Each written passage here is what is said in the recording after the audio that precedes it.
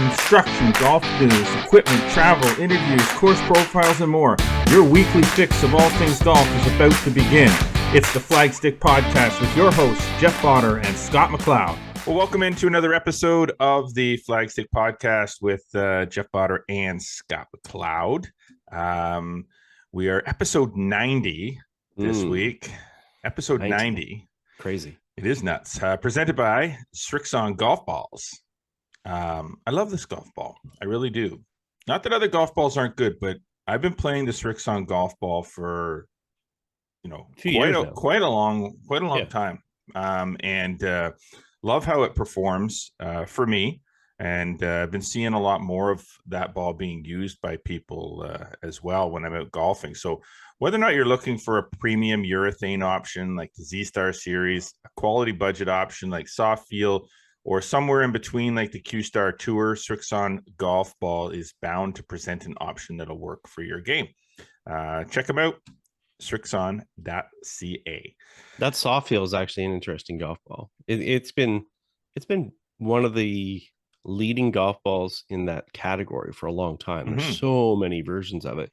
And I was actually had a story going earlier this year because a lot of manufacturers now are in that category. So it's certainly a big golf ball for them, especially from a value standpoint, and, provides some good performance. So good stuff there. Very cool. Nice add in.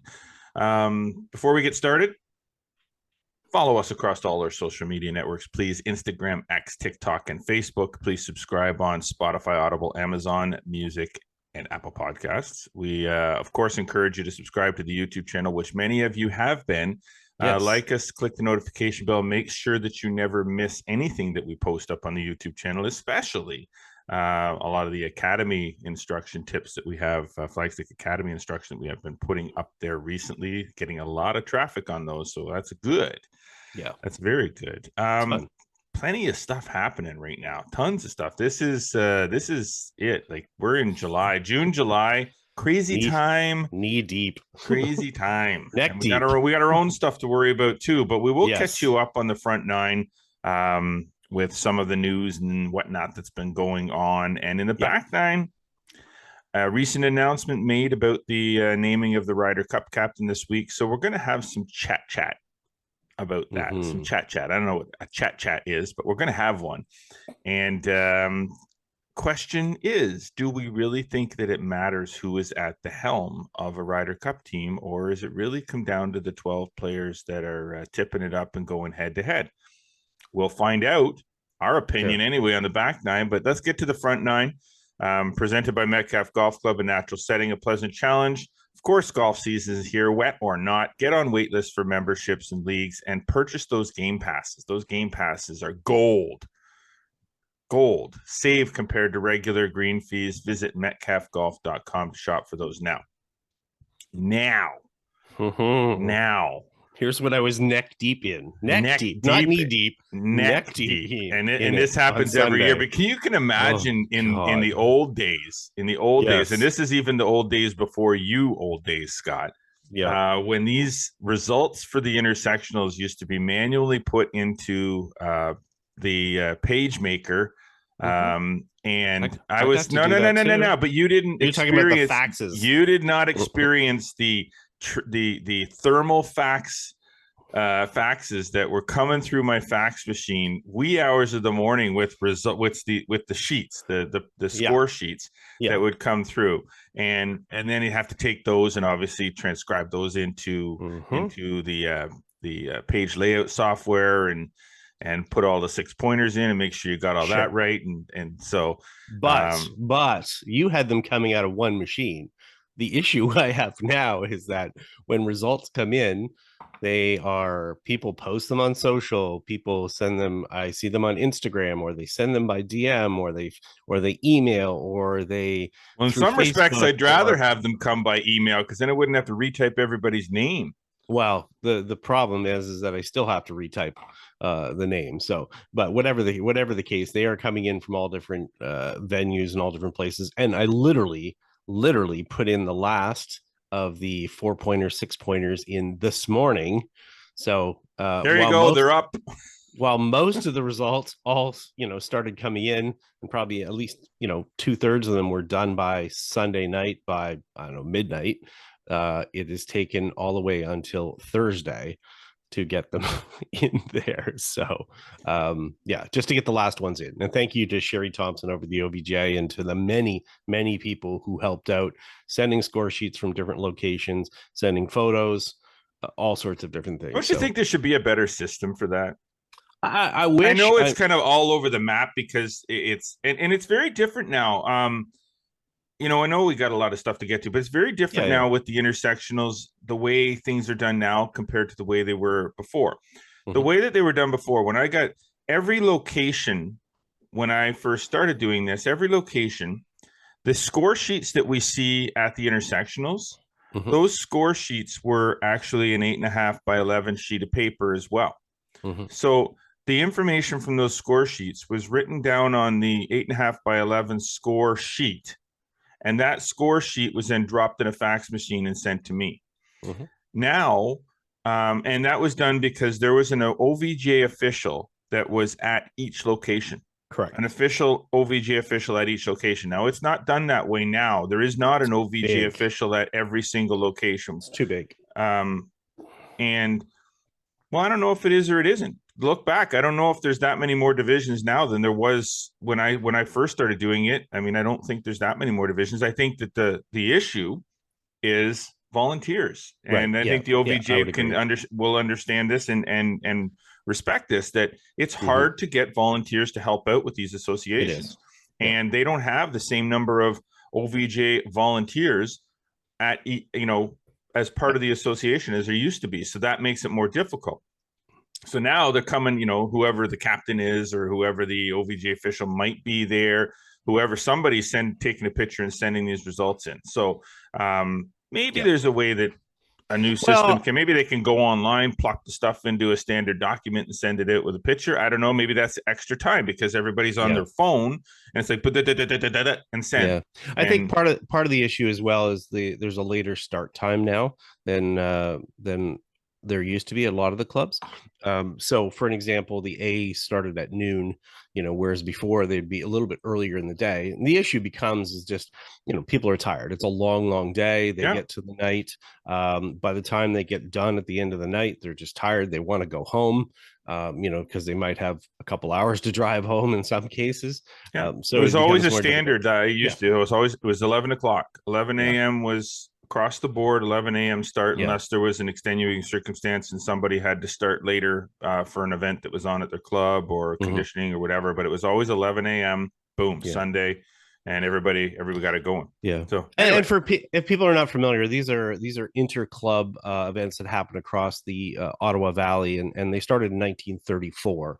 And this was the men's that took place. It's become it's a prototype for a lot of places around the world. In a lot of cases, a lot of people look to these, and there's multiple other divisions that will be going, including the women's, that will be taking place this Sunday. So that'll be fun. We'll be finishing up our tournament, and these stuff will be starting to pile in too. But that said, we should mention that the number one division at Royal Ottawa, we had a little change at the top this year. Changing of the guard. Changing the guard with the team from the Ottawa Hunt prevailed at the Royal Ottawa Golf Club. So congratulations to the entire team there for doing that, and to all the winners in all the various divisions. As we mentioned, you can go and find all those at flagstick.com because we can't name them all because there's way too many divisions, and we have the entire OVGA men's intersectionals results up there, sheets, team photos for the winners, and all the points as far as the 4-pointers, 6-pointers, whatever the case may be. And just got a nice booklet from Joe McLean this morning that I also just posted with some photos from all the groups at the A intersectionals. Why? Because it's what we do. There you go. It's what we do. Okay. And as you said, OVGA women's intersectionals up next, July 14th. That would be this coming weekend, this coming Sunday. So, and then after that, it's the senior men's and the senior ladies and juniors. But in between that is of course, the junior intersectionals, which is now presented by flagstick.com. Correct. and we'll see. Sign of things to come for future intersectionals. We'll see. The OVGA U13. It's funny when I listen, I talk about these things because they used to be different. Now it's like hockey now. U13, U14. Yes, instead of bantam juvenile. Yeah, U15 U13 championship Kiwi. took place at Rockland Country Club. Yeah, and the winners were Connor Bradley, Jack Sample, Peyton Pattison, and Florence Ho. yes. So congratulations to them. Yeah, nice repeat by Jack there as well. So. Big time event, 2-day event at Rivermead as part of the Alexander Tunis, hosted by Rivermead on Monday and Tuesday. Just the 75th one. Crazy, eh? Like, and this is the one. This is the event that was. It's a Golf Quebec event that is run usually by the Ottawa Valley OVGA. Golf Association. Correct. And is part of a rotation of courses, kind of like your Open Championship kind of deal, where you've got a certain number of courses that are in the rotation, and every year a different golf course hosts. And somehow it coincides, or it used to coincide with the city and districts as well. Like whoever the host, to Tunis was also a host of the final round of the city and districts. Not sure if that's still the case now, but it used to be. Think it's the case, but yeah, it's the second event of the Triple Crown for Golf Quebec, so it helps determine their Willingdon Cup team and so forth. So big event, a lot of players in from all over Quebec, but it turned out to be 2 regional players who fought it out for the title. Crazy. Yeah, so winner there, Laurier Perot, actually from the home course, which is pretty rare. I'm gonna have to go back and look at that, but there's obviously been some, winners in the past from, regional golf courses, but the number that have actually won at the same time at their home golf course. And that's pretty good for a young teen, just graduated high school, looking to play college, certainly gets his face out there. And it turned out to be a 6-hole playoff. That's crazy. With Romy Delary from Royal Ottawa down the street. So nice. Pretty cool to see that. So yeah, great playing there by them. Now this came across, this was on flagstick.com recently, and it was also included in yesterday's Flagstick Digest newsletter. So if you were subscribing to Flagstick Digest newsletter, you would already know the topic that I'm about to mention, because you are a subscriber to Flagstick Flagstick Digest newsletter, available on flagstick.com. Is the Canadian men's amateur coming back to the National Capital Region in 2025? Scott? My sources say yes. Multiple different people have indicated there's not been a host listed for the championship on the Golf Canada page for a while. Have a few contacts. Nobody that's going to go on record yet, because obviously there's a lot of things to sort out as far as details, because you have to figure out not only the host course, but you have to figure out a secondary golf course as well. So it's not easy to do. So until that becomes official, we're not going to say kind of where it's going to be, but obviously there's a lot of golf courses in the region that have hosted it in the past. And the last time it was hosted in the region was 2016, when Hugo Bernard won it at Royal Ottawa. And Royal Ottawa, I should mention, is a club that has hosted it 9 times, and that's tied with the Toronto Golf Club. So that could be a possibility as well. So we'll see. We'll see what. Anybody got a big anniversary next year? Maybe. Let me think. 25. A lot of times. It wouldn't coincide with one at Royal, for example. Camelot. Yeah. We'll investigate. We'll investigate. Yeah. Obviously, we're playing coy. We're playing coy here. Yeah. I mean, I guess Rivermead's 1910, but I don't know if they could be the full host course. Anyways. No, because that's the other thing. Like you said, they need a secondary location, right? So yeah, for sure. And I mean, the last time when it was held at Royal Ottawa, the secondary course was Eagle Creek. And I'm not sure if the logistics of that worked out the way everybody wanted. Previously, Camelot's held it with Rockland as the co-host. That was in 2012. Wouldn't Royal Ottawa Rivermead make the most sense if they were to do? It would, because they're the ones that would be the closest closest for sure. Yeah, for sure. And given Rivermead has done a recent renovation, and Royal Ottawa is continuing to improve their facility with with their range renovation, their course renovation that was prior to that. That might be a leading one, but again, no confirmations yet. But We're just spitballing it. We're spitballing it, but we will share once details if they come to fruition, because you got to understand, a lot of these times some of these things can fall through at the last minute as well. There can be some different things, so until the contracts are totally signed, we're not gonna spill any of the tea, let's just say that. All right, or coffee. So yeah, don't spill the coffee, please. As we alluded to right off the top of the show there, Team USA will be led by Keegan Bradley in a surprise announcement, more on the back nine. We will discuss that in much more detail, giving some of our own input and knowledge. If you want to put it that way, sure. Okay. The Brooke Henderson, Savannah Gruel, are playing the Evian Championship in France.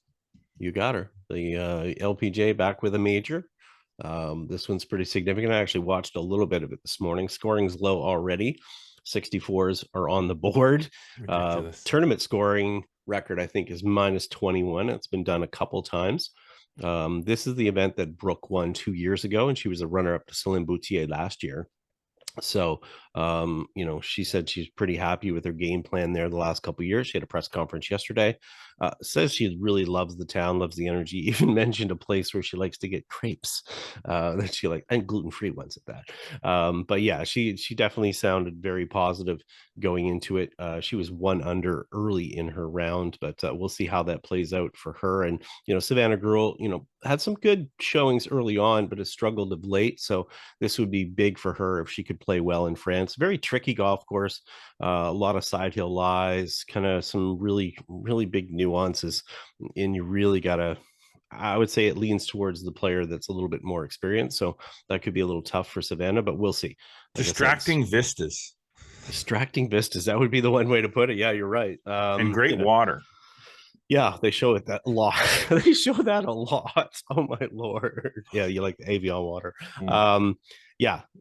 So we'll see how that plays out. I don't know about this event. I mean, I know it was the last major that was sort of added, and it ended up being the one that sort of replaced the now the CPKC Open as a major. And the scoring is, I mean, last year was 14 under, and I think that was the the highest scoring. So I get it, it's a business and they have a big sponsor and stuff there, but whether it has that major feel, I don't know. Here's a question to throw out there if anybody wants to send input. Should major championships be decided based on sponsorship dollars? Or should they be decided based on the quality of the fields that they possess and maybe some other factors? Why is the Canadian Open not a major? Why it was, and it was the women's one. The women's one. Why was it not? Why is it not still the major? I mean, my gosh, the quality of the field is outstanding. Sure. The golf courses that they play, it's a national championship. I don't see any reason why. I mean, the Evian is supposed to be kind of like the LPGA's version of the Masters. And I think a lot of it hardly is. Yeah, a lot of it came down to purse more than anything. And obviously the CPKC Women Open struggled there for a little bit. They had some turnover in sponsors, and that was the timing in the period where all of a sudden it was gone. So I think purse size really lends itself a lot to whether it becomes a major or not. Whether that's right or not, does it have the heritage? I mean, I get it, it takes time to build history and heritage, but we definitely, if you talk to the players, the LPGA Tour players, especially the ones that remember playing the Canadian Open as a major, they still think of it as a major. And like you said, you still see them in the field for that. It's just getting harder and harder for them to keep up with the purses, especially if you see US Open and the PGA, where they're going with it, where they have an unlimited sort of, it seems like an unlimited funding to make these things happen. And, you know, it's well deserved as far as the money. The players need the money for sure. Oh, absolutely. But I wouldn't want to take yeah. it. And I guess that you have to protect the interest of the players. So the money does Correct. talk. Yeah. I guess that's just my point is that No, for sure. sometimes it's not really about the event, the venue, the quality of the field. Sometimes it really does come down to just dollars and cents. It does. It's it does. The way the world works, I guess. It does. This week, the Scottish Open is happening at the Renaissance Club in Gullen. Really love the Scottish Open. I love the Scottish I almost Open. like the Open Championship is one of those majors. Obviously, if you want to really get into it, you got to get up in the morning because you know, our time things are kicking off at like 4 or 5 o'clock in the morning. And the same thing with the Scottish Open. It kind of just gets you. It's like the warm up. They're playing in it because they're trying to warm up to the conditions, get acclimatized, all that kind of stuff. We, as golf fans, are warming up to getting up at 4 o'clock in the morning to watch the Open Championships next week by watching the Scottish Open, and it's great golf. And which is fun though, with the AVL and the Scottish Open at the same time. So there's a lot of golf to kind of look at early on. Hopefully the Scottish Open coverage comes on soon. But that's you're right. That's why Corey Connors, Adam Hadwin, Nick Taylor, Mackenzie Hughes are all in the field at the Renaissance Club. Just because they are getting ready. And it's always fun too, because you see the players earlier in the week go over to North Berwick. Even Jim Nance went over to North Berwick. But I mean, we love that place. And I had the pleasure of playing the Renaissance Club when I returned about 4 years after our trip there. And it's a fun layout right next to Muirfield and Archerfield. And actually, of note this week, so they put a plaque in there for, and if people follow us on Instagram, they would see this. They put a plaque in there to mark Rory's approach shot into 18. That ended up propelling him to a win here last year, because he had an amazing shot into the wind that was very, very difficult. And that is actually his second plaque in East Lothian within 500 meters. The other one, and I put a little overhead Google map view of it on our social media. He opened the Nike, what was then the Nike Fitting Center at Archerfield in 2014, and they put a plaque where his ball landed off his opening tee shot, which was like a 335-yard tee shot, which again, I was fortunate I was there for that.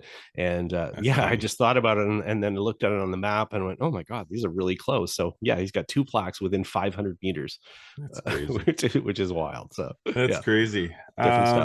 Okay, so there you go. Scottish Open. Good Canadians in the field, so that's awesome. Play Junior Golf Tour is in Belleville this week, as of actually today, this Thursday. Hopefully, as we record. Weather, please hold for them. We'll follow up on all that, or you'll be able to go to flagstick.com and get whatever results and final stuff comes from that later. And of course, we continue to release the Flagstick Academy golf tips that are sponsored by Castleview Golf and Country Club. Back this week across all our digital platforms. We continue to get really good reaction to these. We want to thank the viewers and subscribers, and as well our new subscribers, because we keep getting more. It's this week we posted a tip on how to help you with slices and pulls if you happen to come over the top. No, this is not a Sylvester Stallone movie about arm wrestling. This is about coming over the top in your golf swing. So we're gonna have to get out here. Yeah, buddy. Okay. We're gonna take a break. And when we come back, we are going to talk Ryder Cup and all things related to Ryder Cup. So stay with us. You are listening to the Flagstick podcast with Jeff Botter and Scott McLeod. Play a golf ball with a winning formula. Play speed with the supercharged Fast Layer DG Core. Play spin with groove-grabbing Spin Skin Plus.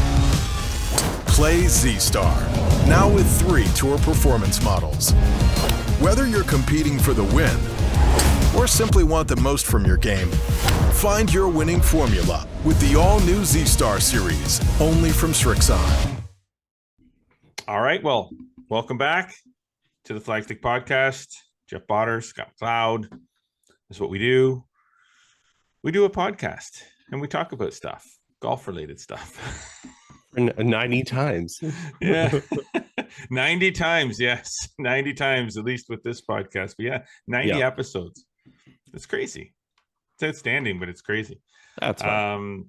All right. As promised, we're going to get into a little Ryder Cup talk here on the back nine, presented by Falcon Ridge Golf Club with 27 holes of fun and challenging golf at great rates. Falcon Ridge is a golfing experience you can't avoid, an experience that got even better by building the first TrackMan range facility in Eastern Ontario. TrackMan Range is all about exciting, easy-to-use features that provide the ultimate range experience for every golfer at every level. That's practice, games, and virtual golf on the range. To book tee times or to book one of the 10 TrackMan range bays, visit falconridgegolf.ca. One of the courses you can play is next week's host of the Open Championship, Royal Troon. There you go. Royal Troon. Little add-in for you. Royal Troon. Little add-in for you. Postage stamp. You got it. Oh, Royal Troon. You can't wait. I know. I can't wait. I'm so excited. Just bring a little bit of weather. Just bring it yes. Like don't kill them. Don't make it unplayable or torrential or stupid, but just bring some wind, bring some rain, bring some temps, bring some weather, force them to play some serious Open Championship golf. Yeah. I don't want too much rain because too much rain softens the courses up and then it makes the Open Championship courses a little too playable. Yeah, exactly. I'd rather have the wind. Yes. And dry that course out. Make them fiery. Yes, exactly. Okay, but we're not talking about the Open Championship this week. No. We perhaps will talk about the Open Championship next week. I think yes. But timely as it may be, the Ryder Cup is still quite a ways away. It is. Bethpage next September. Yeah, Bethpage. Like Bethpage, which will be amazing venue, but obviously they have to sort out who their captains are. That's pretty easy for Europe because they're sticking with Luke. Go with the winning combination. Luke Donald returning as the Ryder Cup captain for Europe, but surprisingly, and I gotta admit, surprisingly fall off your chair, drop whatever you're doing. How did this even happen? Announcement that Team USA will be captained by Keegan Bradley. Yeah, I think it took everybody by storm. Word started leaking Sunday night, kind of Monday, that the official announcement was going to happen on Tuesday. And then, the cat was out of the bag, and basically everybody was in the same state going, what does this mean? Here's a guy who wasn't picked. And famously, people, if they watch Netflix, The Full Swing, there was a whole, debacle about it. He was not happy either. This wasn't the case of a guy not making a team because he didn't play well enough to get a captain's pick. Correct. He did do everything right and got snubbed off that team by Zach Johnson in favor of his buddies. Yeah. So whereas and the funny part was Zach Johnson was part of the phone call to of course he was let him know. I think first thing we got to think of is the first thing that was surprising more than anything, and we'll get to it, and talk a little bit about what the role is or whatever. But he said during his press conference announcing it, the PGA did like 2.5 weeks ago. They made this decision. And then, Keegan only knew, 2 weeks ago. And he was floored by the phone call because he had no conversations with the PGA at all about this happening. But it was very clear that, Tiger Woods took a pass, said he felt that, he still wanted to compete and do other things. And he had more things that were on his plate with the PGA Tour Live sort of things because he's on that board of directors. So that he was going to take a pass on that. And then somehow the PGA just says, hey, why not Keegan? Sure, let's go with Keegan. Which is wild. And like I said, he just said the phone rang. It was Seth Waugh. He answered it. They had some, big news. He had no clue it was coming, and boom, Zach Johnson was on that call with him as well. And, of course, he had to give it some thought. But I think he should have given it more thought. Yeah, I think the PGA Tour should have given it way more thought before they made the announcement. PGA of America, not PGA of Annual. Sorry, yeah, PGA of America. I feel like, the President's Cup is PGA Tour. This is So big difference, and we'll talk about that too. Big difference between the two of them in the ownership of the event. But I mean, we first off, let's the fact that it's surprising is one thing, but here, give me your comments on that. I mean, I know you've got some comments on Zach and the choice and the selection, and they're obviously trying to go younger, and he's going to go younger, and they want to get away from the old guard of player or captains that are not really relative to the players. They want somebody that's closer to their age that can kind of knows the players a little bit better. But Keegan's an active player. This is a guy who's won a couple times in the last little while. As we talked about before we jumped on the podcast here, he's 19th in the world, and he's an active player, and he's a guy who wants to be a playing captain. Okay, so throw it out here right now. Okay. Keegan's 19th in the world. Yeah, 12 players make this team. That puts him 6 players outside the current 12 on the points. Okay, now we know that the captain's picks are after the world the points are decided. Yeah, and the points in the world rankings are different, but anyways, yeah. So the points determine who the first batch of players, the first 6 that are selected currently based they on may change kind of how they're doing that choice. So then there's the captain's picks. He's outside right now. He's outside the top 12. Yeah, he said he wouldn't pick himself. He'd want to play onto the team. You really don't think that? Okay, you know what? I don't buy that either. Why not? Because if he happens to be inside the top 12, but he's not in on points, you don't think he's going to pick himself? I don't know if he would, because I think why wouldn't you? Because there might be too much controversy with that. Yeah, but then that goes against what he said in his press conference, that he says he wants the 12 best players. True, I guess. If he's one of the 12 best players and he's inside the top 12, how do you not pick yourself? This is why this is a bad idea. This is one of the reasons why this is a bad idea. Well, aside from the fact that I don't think that Keegan Bradley he wouldn't be the first playing captain. No. But he would be the first playing captain to select himself. I'm not sure that's 100% true, but we'd have to go back in history to look at that. So, because I don't know what the situation was back in the day when it was Ben Hogan or whatever that was, because the captain. So whatever the case. I don't either. No, and I don't know if it's really relevant anyways, because this is a way different event than when it started in 1927. This has gotten to be a huge event, a huge moneymaker for the PGA of America, a huge spectacle for golf fans. That said, this is not determining the incomes of these players. So, for all pretenses, this is it, and despite the fact that some players took grief for saying it's an exhibition. You know what I mean? It's an event. It's a reward event to these players to, Team USA, to represent and to play against, the other squad. And it's not a, again, to them, it's not a income thing. So again, I don't know. I get it. It's not, the precedent's already been set for there to be playing captains. I get that. Sure. But the European side has avoided that controversy. No chance Luke Donald's going to make that team on points, nor is he going to be a captain's pick, because he's not going to be high enough in his mind. He's not, and he doesn't want to. No. Keegan is still younger. Yep. Keegan is still relevant on the PGA Tour. Keegan is still relevant in major championships. Keegan could win any week, any time. And in the next year and a bit, and put himself onto that team on points. Now that's fine. Agreed. Except I don't think that, like, you're the captain. It just doesn't. It just doesn't make.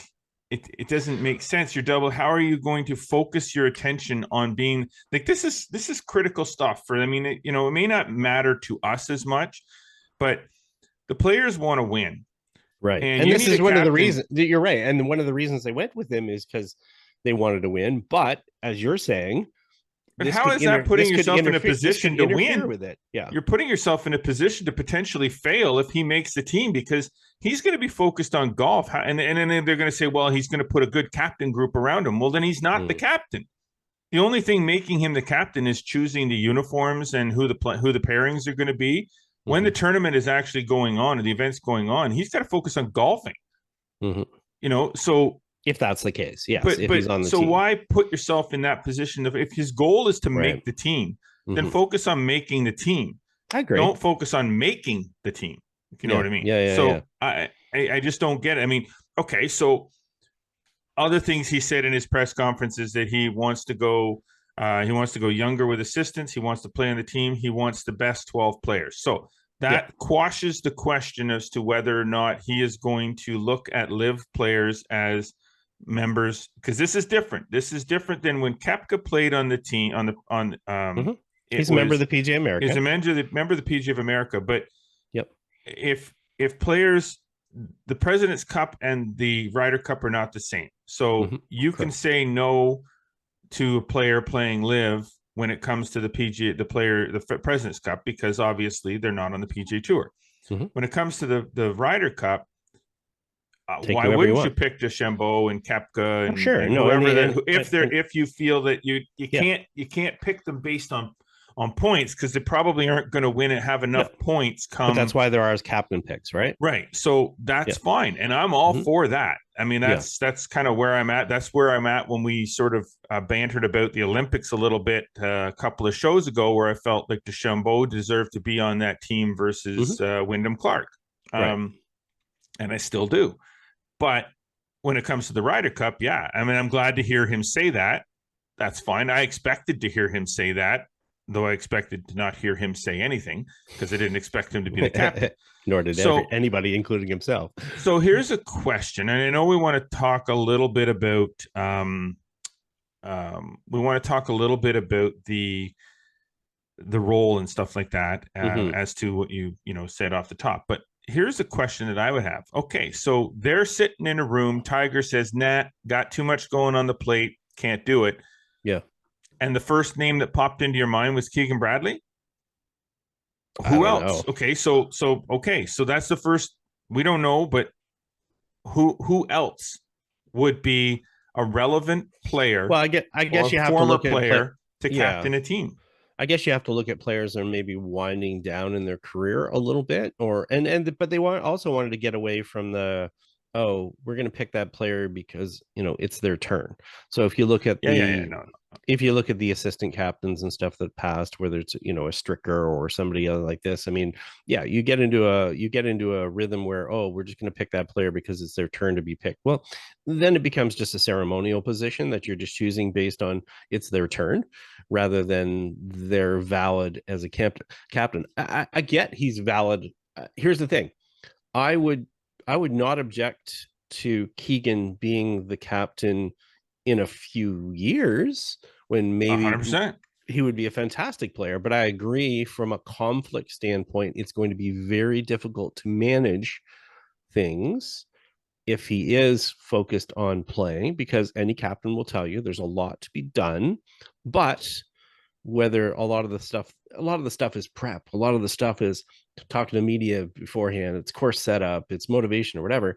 But when it comes to getting out of the gate and playing, captains don't really do too much when things happen. So, but that said, you're right, maybe they have jumped on the Keegan train a little bit too early. Maybe the skill set is totally there, but it does. Is the skill set there to be the captain? Do you really think that Keegan Bradley is the right demeanor, the right calmness to be a Ryder Cup captain? Do they need calm, or do they need motivation? I mean, if you're going to find somebody that's going to kind of motivate other guys, it depends on what you're going for. You're hiring the coach of a sports team. It's like, what type of team do I want? Sure. Yeah. I mean, in that respect, then it's the PGA the PGA of America that's deciding the type of team they want based on the type of captain they hire, but they don't know what type of team he wants. So I mean, there's still a lot of gray area here. I'm just asking, like, do we know, who else currently would make for a good captain? I mean, Tiger would have been the obvious choice, right? For a captain, somebody who's still at the top of their game. I think not going to make the team by any means. Obvious choice, but is one that we don't know what his involvement could be. Would have been Phil. Yeah, you know what I mean. I mean, but then the problem with Phil is that he's been so negative about so many things. So I think that so there's a difference. The listening. Yeah, there's a difference between the skill set and then the other complications that come with the politics and everything else that goes with this role. Because otherwise, if you're going to have a captain, they're choosing a captain based on mostly it's a player. You know what I mean? And I mean, I know that's been the tradition or whatever, but is that always the best way to have it? I mean, you might be in a situation where, a captain is not really a PGA Tour player, as you said. That's a really good point. A coach from another sport or whatever. Yep. And then there's no conflict as far as getting the best players that are out there. Because again, we get in that situation. If he all of a sudden, if he does play his way onto the team and who knows what happens? Does he perform well? Does he not perform well? Does he choose not to play? If he chooses not to play, then does that sink the team because he's not one of the best players at the time? So you're right. The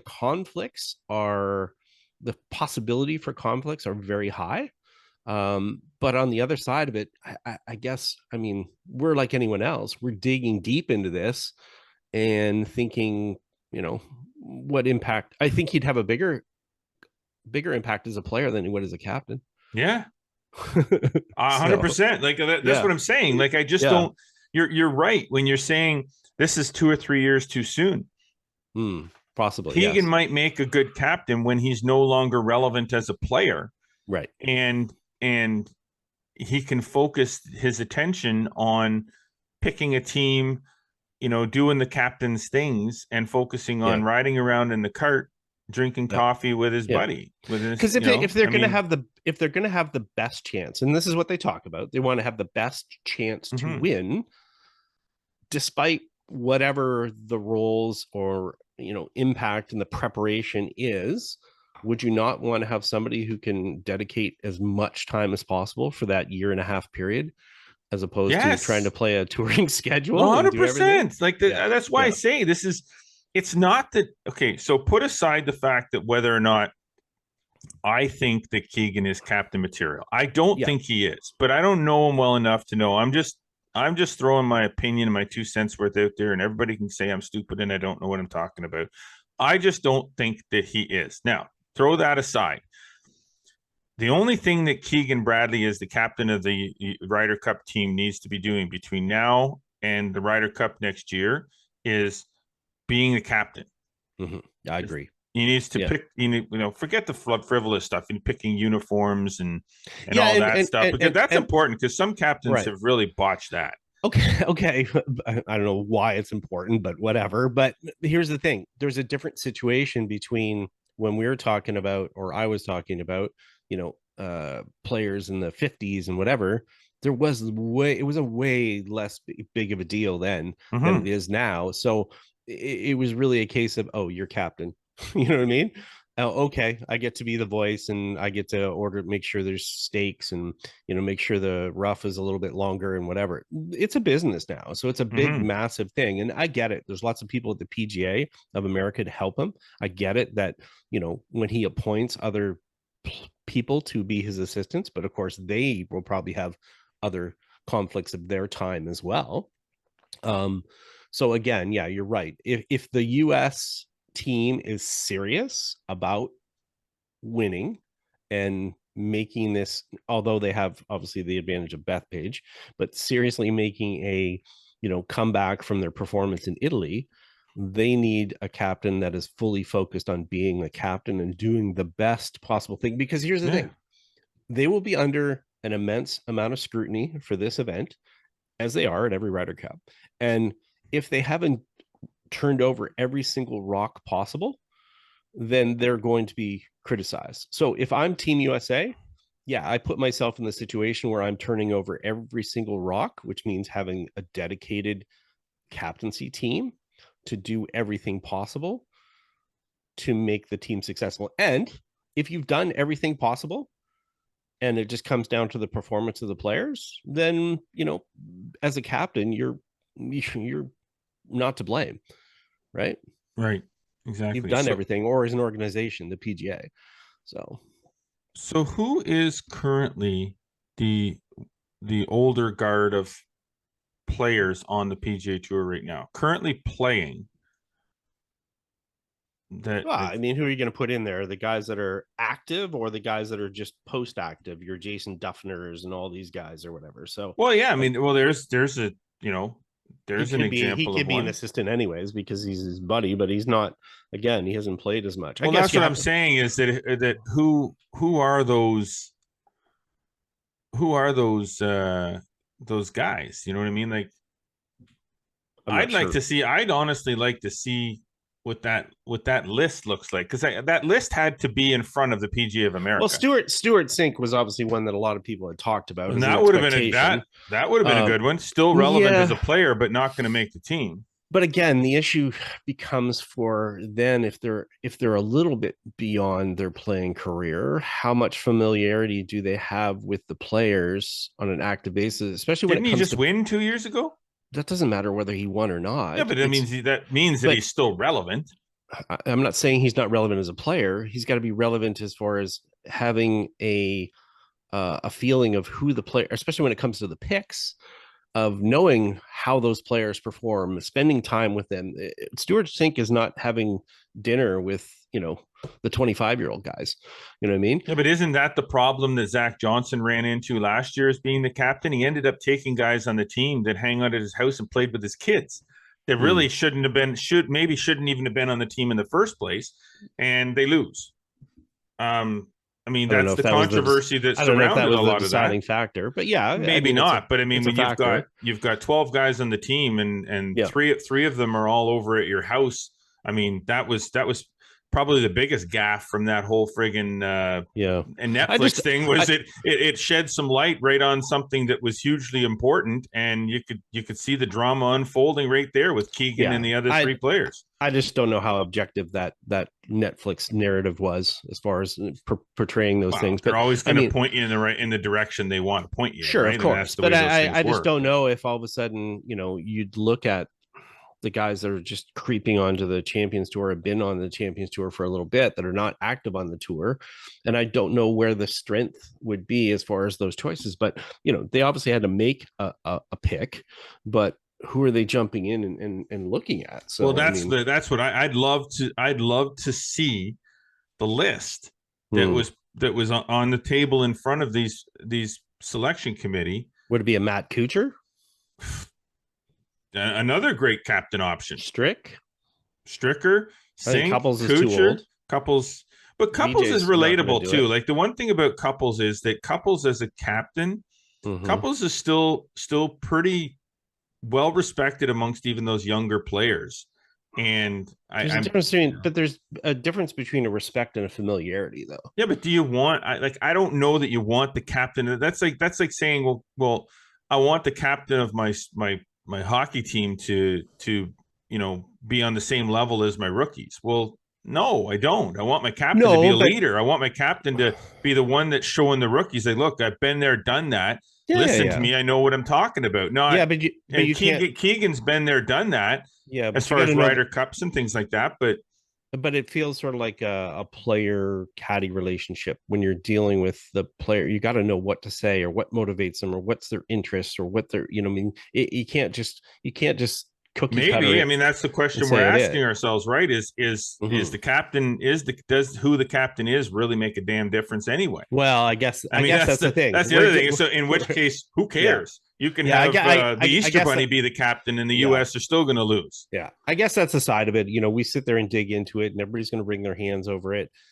In the end, does it matter? The only people it matters to or the people that are expecting a win on either side. Like, I don't care who wins. Frankly, I just want to see a good competition more than anything. Exactly. I want to competition. I want to see Sunday matter. I don't want to see something where it has to be like the US or the European team have to win 7 of 12 to win the Ryder Cup. I want to see it come down. I want to see matches come down to 18. I want to see later matches matter.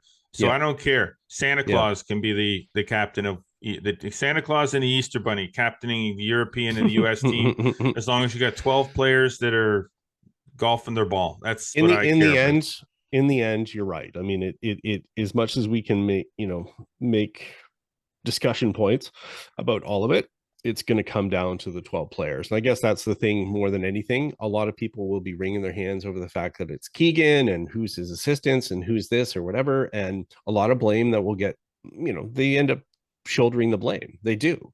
The captain does. But I don't know if people understand, because I think the general golfer that's even watching this doesn't really dig in and know and understand all the details of it. Nor do we we know to a point, and more than maybe the average person. But, in the end, after uniforms, event organizations, pairings, course setup, motivation, answering to the media, your 12 guys have to play. Yeah, your 12 guys have to play and play their best. And can you influence them as a captain? You can have some influence, but whether it's enough to be the tipping point to change the outcome of the matches, I would argue that it's pretty hard to do that. I would agree with you. I think the captain's role is just one of ways, coming up with ways to keep the players loose and focused.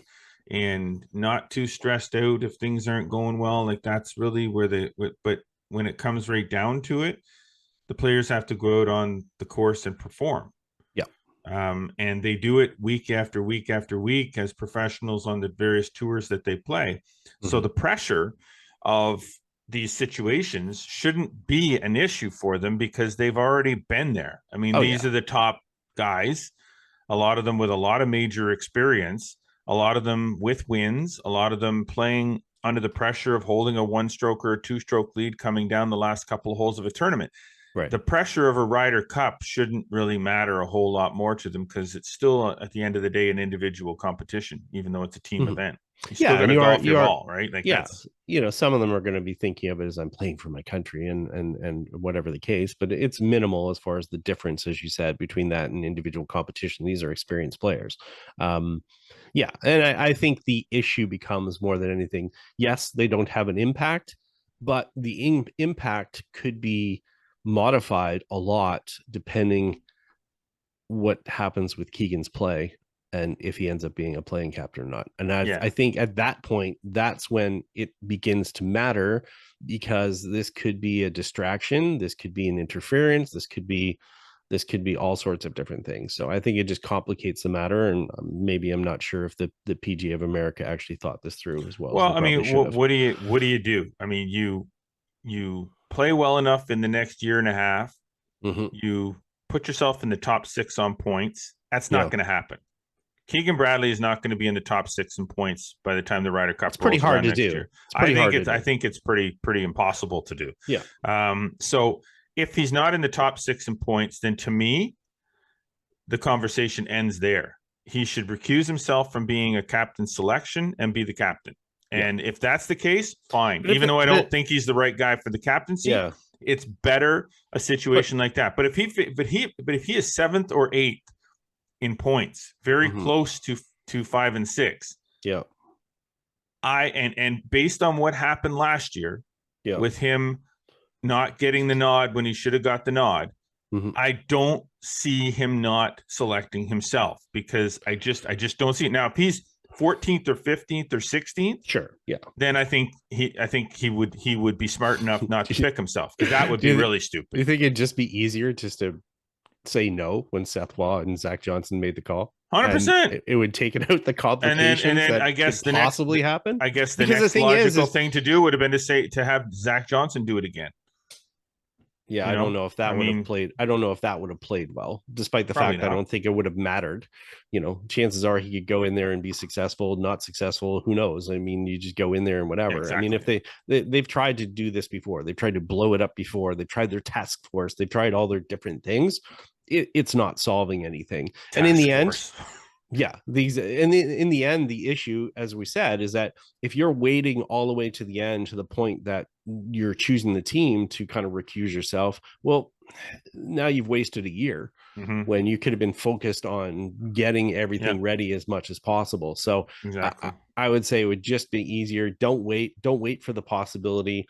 Don't even talk about it as far as from a playing perspective. I don't know if he understands kind of, despite the fact he's played two of these, I don't know if he fully understands the role. If he automatically, the first thing that comes out of his mouth, or one of the first things that comes out of his mouth when he's talking about the captaincy, is not taking out the possibility of him playing. So I think his brain is going to change on that really soon. I think he's going to realize pretty quickly, it's like, okay, while I may not have an impact, I have a lot of stuff to do. Exactly. Yeah. All right. So, you know what? Anyways, why don't we let's leave it there, because I think we could banter on about this for another half an hour if we want to, because there's still a lot of things to discuss, and maybe we talk about it, later on. Yeah, when things change, then, and when there's more information or the situation changes, and again, people can tell us whether they think a captain is relevant or not. Yeah. I'm curious to think. I mean, when it comes to the Ping Challenge Cup that you and I captained on for the PGA of Ottawa, I mean, we know that the captaincy situation is relevant, and it matters a lot. 100%. I mean, there's a lot of strategy that goes into how we set our pairings and position our players and so on for that, which, by the way, is taking place at Smugglers this year, which is the same place that the Flagstick.com shootout is taking place this weekend. You got it. And we still have a few spots if anybody wants to jump in, but you better do it quick, because the draw is done and I'd be sliding you in the back end there somehow. Yeah, so for sure. All right, that's good for us for this week. That's good discussion. I think that's enough. Yeah. All right. Thank you, Scotty Mac. It's awesome. Thank you, Jeffrey. Thanks to our sponsors, Metcalf Golf Club, Falcon Ridge Golf Club, and a presenting sponsor this week, Strixon Golf Balls. Whether you're looking for a premium urethane option in the Z-Star series, a quality budget option in the soft feel, or somewhere in between with the Q-Star Tour, Strixon Golf is bound to present an option that will work for your game. For more info, visit strixon.ca. Well, we do hope that you're enjoying and hearing what you're watching. We enjoy that you're enjoying hearing and watching us. God. Be sure to follow us across all social media networks, Instagram, X, Facebook, and subscribe on Spotify, Audible, Amazon Music, and Apple Podcasts. And do not forget to subscribe to the YouTube channel, like us, and click the notification bell. Make sure that you never miss anything that gets posted up there. Get over to flagstick.com for more amazing golf content delivered every single day. And please subscribe to the Flagstick Digest newsletter. It is free. It is full of good stuff. It comes to you 3 times a week, and it will be exciting. But as always, we appreciate you tuning in. And until next week, I am Jeff Botter. I'm Scott McLeod. Remember, always go for the stick.